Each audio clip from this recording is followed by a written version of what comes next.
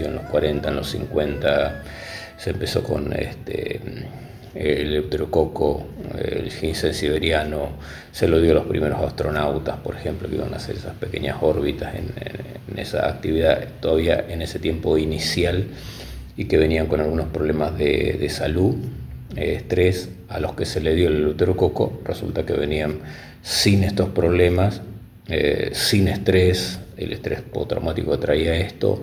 Inicialmente los viajes no eran muy cómodos tampoco, las naves espaciales tampoco. Entonces, bueno, había situaciones extremas, digamos, ¿no?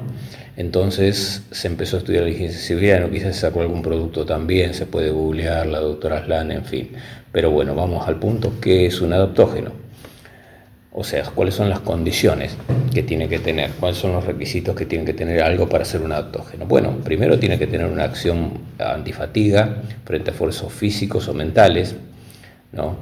Tiene que mantener la capacidad cognitiva y de coordinación. Algo que, por ejemplo, estamos hablando de épocas, por ejemplo, cuando esto comenzó, que no existía el clonazepam, el alprazolam, ninguna de estas cosas todavía se había descubierto o trabajado sobre ellas. Entonces los elementos naturales eran las herramientas que había. Pero bueno, volvemos al punto, tiene que mantener la cognición y la coordinación, algo que por ejemplo los remedios psiquiátricos, tales como los que estamos hablando hoy en día, no mantienen. ¿Qué nos traen? Bueno, está todo lindo, para el nivel de ansiedad se le da a alguien una droga de laboratorio y que le trae soñolencia, está trabajando, se queda dormido, está conduciendo, bueno, hay problemas de motricidad, ¿no? De coordinación, traen problemas. Bueno, estos que los elementos naturales no lo traen son los requisitos para ser un adaptógeno. Decíamos, mantener la capacidad cognitiva y de coordinación. Tiene que aumentar la resistencia al estrés y la resiliencia del individuo ante situaciones de estrés. Tiene que tender a normalizar los estados patológicos del organismo. Tiene que regular los mecanismos de homeostasis. La homeostasis, ¿qué es? Ese es el equilibrio del metabolismo, ¿no? En todos sus aspectos. Tiene que ser inocuo desde el punto de vista toxicológico, por esas razones que, bueno, hablamos de cosas homologadas por la fitomedicina. En este respecto recuerdo a algún amigo chamán, por ejemplo, que utiliza algunas cosas que tienen efectos adaptógenos, pero que no cumplen con todos estos requisitos, pero bueno, es para otra charla. Hay magia en esto también, en las dosis que se tienen que usar, el cómo para lograr efectos en particular, bueno, es otro tema.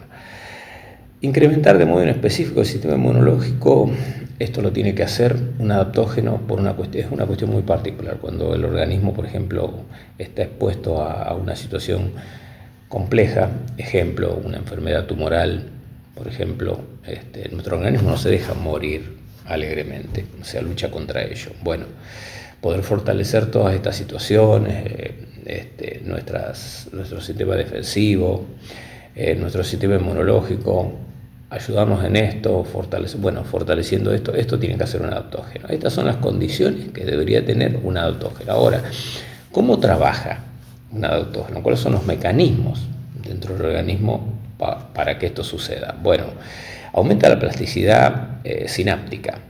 ¿Esto qué quiere decir? Bueno, aumenta la plasticidad neuronal, hace que las neuronas no se pongan rígidas y haya una mejor interconexión entre ellas. Tiene que aumentar el ATP, esto es aumentar la energía, ¿no? Aumentarnos la energía. Tiene que bajar la síntesis de ácido láctico, que es lo que nos empasta, a veces lo decir así, que es lo que nos trae cansancio, cansancio físico.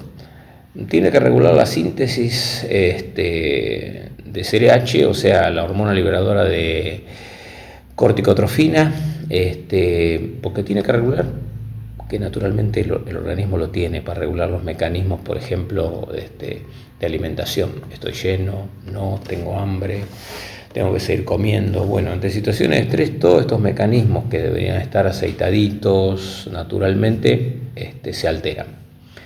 Entonces, el ansioso quiere comer, ¿no? El estresado se le cierra el estómago, no quiere comer, dos cosas que se confunden muchas veces, pero bueno, tiene que ver con esto.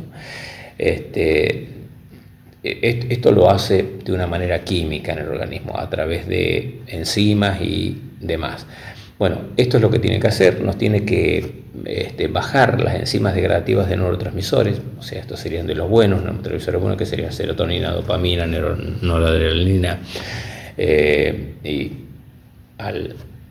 porque si no, si se degradan los neurotransmisores buenos, aumentan los malos, glutamato, aspartato, son malos, no los queremos, entonces, bueno, todo esto tiene que hacer, este es el mecanismo con que trabaja un adaptógeno dentro del cuerpo, tiene que bajar la producción de catecolaminas en el corazón, que es, bueno, adrenalina, noradrenalina, a través del tiempo que pasa el estresado, se altera el corazón, entonces, y puede traer enfermedades crónicas a través del tiempo. Regula la producción de ácido de óxido nítrico y cortisol en el plasma y la saliva. Bueno, el cortisol, ya sabemos, el aumento del cortisol nos trae un montón de problemas. El cortisol en las dosis requeridas no es malo, el problema es cuando se empieza a generar, autogenerar, y entonces esto tiene que regularlo, por ejemplo, un adaptógeno, ayuda a regular esto. Bueno, aumenta la actividad antioxidante y de reparación del ADN, ¿no? La reparación celular. Este mecanismo tiene que disminuir los mecanismos proinflamatorios.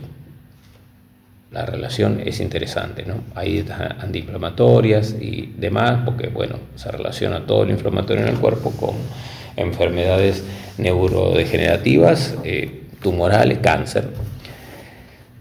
Se activan con estos, con los adaptógenos, las chaperonas, en que colaboran en proteger la arquitectura proteica.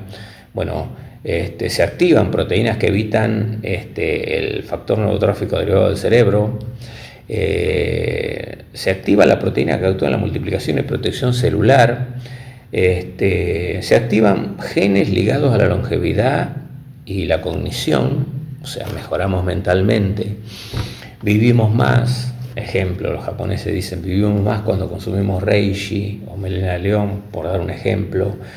Y se activa el factor de transcripción que atenúa la hipertermia por estrés. Nosotros en medicina china decimos se nos sube el yan a la cabeza, el fuego. Entonces todo esto es lo que hace. Un adaptógeno, no. Hay elementos naturales fuera de los hongos de los que vamos a hablar ahora, que son adaptógenos y son archiconocidos. Por ejemplo, la quinasia purpúrea, la quinasia tan usada, es un adaptógeno, por supuesto, esto estudiado por la ciencia y con propiedades como tal. El astrágalo membraneso, famoso astrágalo que yo lo hacía el logo para mí todavía. Bueno, el Eleuterococo que hablamos, el ginseng siberiano, hay un ginseng americano, en fin, hay un ginseng coreano, ginseng rojo, la huitana somífera, que es la ashwagandha de la medicina ayurveda, la medicina india, hoy muy conocida ya en el medio inclusive local. En fin, hay un montón de plantas medicinales que son adaptógenos, pero bueno, básicamente vamos a hablar de los hongos. Hoy está muy de moda, pero bueno, vamos a hablar lo que está homologado por la fitomedicina. Entonces, vamos a hablar, por ejemplo, del Cordyceps. El Cordyceps es inmunoestimulante. Todos estos hongos que vamos a hablar son inmunoestimulantes. Hablábamos del Cordyceps, dijimos que todos son inmunoestimulantes. Coadyuvante de cáncer, insuficiencia renal, nefritis, trasplante renal, acófenos, energizante, hepatoprotector, coadyuvante del asma, disbiosis intestinal y coadyuvante de HIV. El Coriolus, que no es ni más ni menos que, bueno, nosotros lo conocemos por cola de pavo, nombre común, también inmunoestimulante, coadyuvante de cáncer, de mama, pulmón, estómago, esófago, leucemia. Tiene un gran abordaje en el HIV, en el HPV, un gran abordaje en el HPV, incluso eliminándolo en muchos casos para hepatitis crónica, para antioxidante, coadyuvante de infecciones en general. Coriolus, cola de pavo. El gírgola, inmunoestimulante, coadyuvante de cáncer de mama y colon, hipogluceminante, antioxidante, coadyuvante en Parkinson, dermatitis atópica, prebiótico, antiparasitario. Ahora hablamos de uno muy conocido, el shiitake. Shiitake, inmunoestimulante, coadyuvante en cáncer, en especial en cáncer digestivo, pulmón, mama. Es antiviral, para hepatitis, SIDA. Tiene una actividad interesante gasto y hepatoprotectora, es antioxidante. Tiene una actividad desfatigante. Bueno, como desfatigante, el shiitake dentro de esto destaca, tiene un efecto mucho mayor que otros como antifatiga, si bien más de uno lo es, pero en este aspecto algunos pueden ser mejores que otros.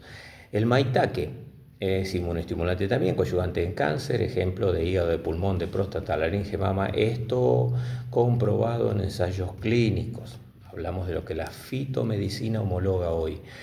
Tiene una actividad hepatoprotectora, tiene una gran acción en síndrome metabólico, efecto antioxidante, bueno, desfatigante, coadyuvante de Alzheimer, sube la microbiota en síndrome policístico. En esto está utilizado muchísimo con grandes resultados por la fitomedicina, ¿no?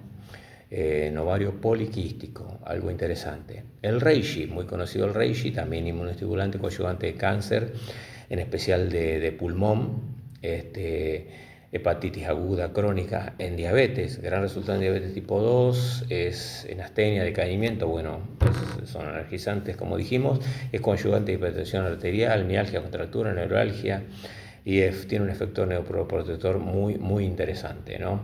Estos 6 que hablamos trabajan bajo una situación muy particular. Tienen betaglucanos. ¿Qué son los betaglucanos? Son unos polisaccáridos de glucosa unidos a través de enlaces y se consideran tipo de fibra especial, pudiendo ser usados como probióticos. En fin, betaglucanos. Después podemos hablar de ellos, pero bueno, es lo que contienen estos hongos de los que hemos hablado y ahí está la acción. El betaglucano, una estructura azucarada, ¿no?, química, que es la que tienen estos.